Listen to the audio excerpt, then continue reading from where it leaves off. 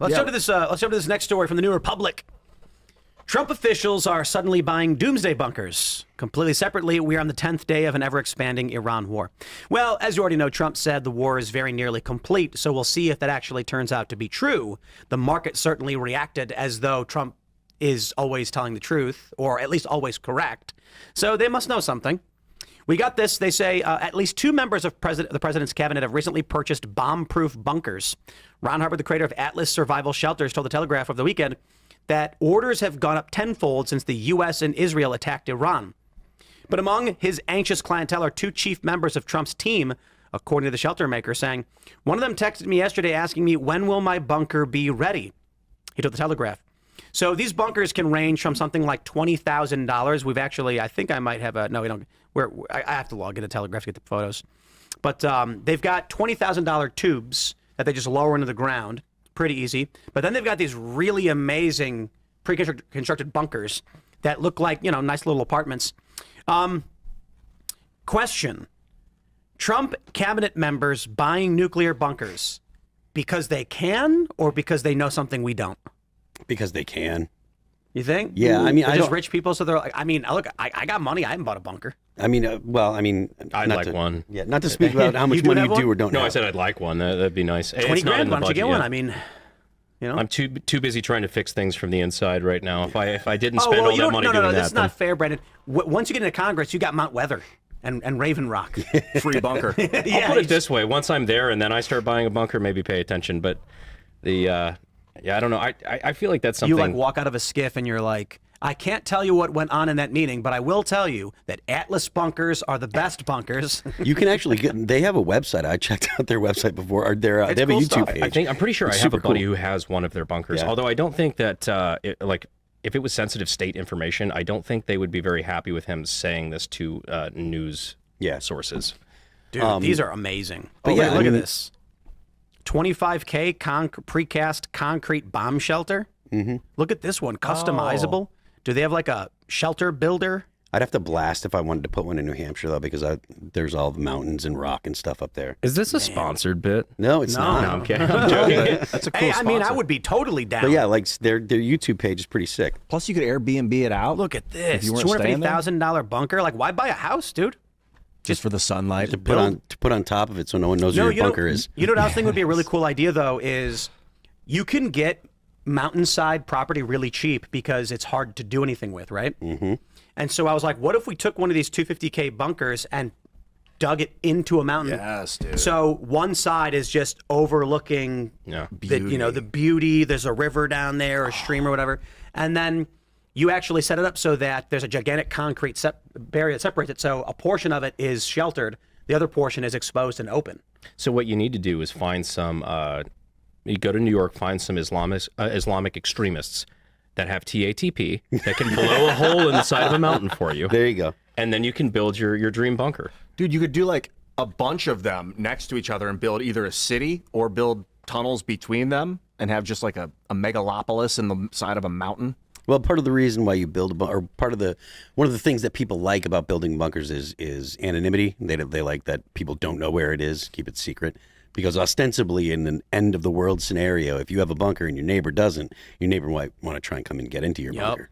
I was thinking of bad idea. That guy who was like, end of the world scenario, he's got all the money in the world, he's got all the armed guards in the world, and then the world ends and he's underground with all his armed guards, and the armed guards are like, why are we dealing with this guy? That's actually, I think, part of the plot of the Horizon series. Oh, I know. Yeah. I've heard that, mind experiment before, that like if you hire a guy for a gun, well, before it was because money meant something. Now that money means nothing, I'm the guy with the gun. Yeah, so, I mean, they're in the bunker with you, so Well, it depends on what your skills are. The funny thing is, I'd imagine most billionaires don't have functional skills for survival. Maybe presumptuous of me to say, but probably I'd imagine farmers are going to be preppers are obviously going to be the ones who survive any kind of real nuclear strike or apocalypse or whatever. But outside of anyone who's specifically preparing for the end of times, farmers probably would do the best. Hunters, people who naturally have basic survival. I'd imagine a tech billionaire would be completely useless. Now, to be fair, they're smart. You don't get to these places without being smart. and technology is important. The question is, how would Elon apply his knowledge in a situation where it's like 7 dudes in the middle of a field, city's gone, there's no fuel, cars aren't running, and they're like, okay, we got to survive. To be fair, that's exactly the kind of person I would trust to rebuild a society. But rebuild society, yes, when you have scale. But what if you're just Right. 7 guys in the middle of the woods? Well, then I'd You're gonna be like, look, someone's got to find water, someone's got to build shelter, and someone's got to find food. at that point, his food is your food. Exactly. But you got to protect him too, because you're like, look, on the off chance that we do make it out of this, you're gonna be rebuilding society for us. So we're gonna keep you alive. I don't necessarily agree with that. You just let this No, smart guy. while I certainly respect that someone like Elon or Bezos, they're intelligent individuals Yeah. who are able to build systems, it doesn't mean they're good with people and building policy and governance or anything like that. No, I think outside of like a Fallout style bunker where you have an actual functioning society with a lot of people that you could trust. Okay, when we go topside, we have something that we can actually rebuild with. I'm not sure I'd want to survive a situation that I would need a nuclear Fallout bunker. I think I'm good, frankly. Yeah, you turn into a ghoul, you know, and then you live forever, but you're all weird looking and your nose falls off. Heaven's Nah. pretty cool, so I'm kind of with you on that. Heaven is pretty cool. Yeah, it sounds neat. From everything I've heard about it, it sounds much preferable. Well, you know, when I was a kid, my dad, he was always full of fun little hypotheticals. And one he said to me was, if you saw a nuclear bomb coming down right there in the sky, what would you do? And I was like, run? And he goes, yeah, which direction? And I was like, away? No, you run towards it. Because you don't want to be caught in the searing flesh and painful death zone. You want to be in the instantly vaporized zone. What a cheery Happy man he thoughts. was. That's it. And he'd always be like, we'd walk into a restaurant, where are your exits at? And he was a Marine. So you walk in and go there and there's like, that's right. And a firefighter, because the amount of people that die in burning buildings because they don't know where the exits are. There was one crazy video where a fire started in a bar and everybody ran to the front door and got stuck. And then the guy who filmed it calmly walked out the emergency exit and then filmed everybody just stuck in the door because they all pushed each other in and then got, yeah, it's brutal, man. It doesn't surprise me, but it's still just, it's jarring. Yeah. They say that when too many humans are in one space, fluid dynamics take over and it's basically a bunch of water. Oh, So I like was when at those, Mardi Gras those for something like stampedes that. at Mecca. Yeah, you know? I did They a just- Mardi Gras in St. Louis, and it was like that. It was like getting squeezed and like moved along in an ocean of maniacs. And then I peed on a wall. I was so drunk. And the cops were like, "You can't do that." I think they let me off with a warning. Because they couldn't get to you. They're like, get him, and he's floating away while you're in. See ya. I think these I mean, guys did a. Oh, what do you say? Oh, I think that was one of the big. God, I could be misremembering this. I think it was in New York or something like that. But there was like an attack on. I don't remember if it was just a nightclub or like a gay club or something like that. It was one of the biggest mass casualty events because they lit it on fire. And that was Pulse nightclub. No, it wasn't a fire. shooting. That was a It shooting. was an actual like firebombing. Wow. And a lot of people died because they couldn't get out. Dude, fire. Now, what if someone discombobulates like a nightclub, and then everyone inside just starts going like, oh, A lot of nosebleeds and bowel evacuation. Maduro's not here. Yeah, and they blame the artist that's performing. Do you think the Havana Syndrome stuff was like them testing out the discombobulator? I wouldn't be surprised. Yeah. I mean, I remember seeing this stuff on like, when I play hooky from school and like watching Future Weapons. Yes. They show like the sonic weapons they were using for like crowd control. I'm like, that's the stuff they were willing to tell us about on TV 15 years ago. Yep. Yeah, I'm sure it's gotten better.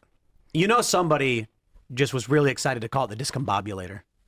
I thought that was just Trump kind of riffing. Oh, was it? I Is don't that know actually for the name sure. of it? I don't know Gotta for sure. become the There- official okay, name. in that I'm sure case- that he's got a military In designation. that case, there's going to be some dude who invented something that he calls like the high energy output destruction device, the HEOD. And now everyone's like, how's the discombobulator going? He's like, it's called the HEOD. I know. Just Exactly. bummed out. I wanted to say about these guys that are serving with Trump that bought bunkers. I don't think they're panicking. I think they are maybe panicking. I don't think that they're actually moving off of like an intelligence that like there's a threat. I think that these are just a couple of guys that are like, it's cheap. We can do it. They're hitting Iran right now. What better time? I'd love to know like how many people out of what sample size. Is this like Trump's 2 biggest advisors, or is this like out of 500 people attached to the White House, 2 dudes with money decided we're in a conflict, I should have a bunker? It's that. I think that's kind of more where we're falling. How do you feel about this conflict? I mean, we'll probably pull it up I don't know if we really went too hard on Iran, but like, what are your thoughts on the regime and the Iranian government and how to handle this? It's definitely, I don't know. I hate to be a fence sitter on it. Like I would prefer no conflict, frankly. But then you have the other side of the fence where these guys go, well, what did Iran ever do to us? I'm like, well, okay, Kind of a lot. Yeah, how much time do you have? You know? So like, I don't know. I prefer, like I said, I don't want to get involved in another forever war. I don't think, a lot of this stuff is any of our business. But if we're gonna do it, if we have to do it, I don't have access to the intel. I don't know what they're operating on. I prefer it to be fast, cheap, effective, at the lowest cost of American life possible. I don't want boots on the ground. Thanks for checking out this clip from Timcast IRL. Make sure to watch the show live Monday through Friday at 8 p.m. Subscribe to this channel, and we will see you all there.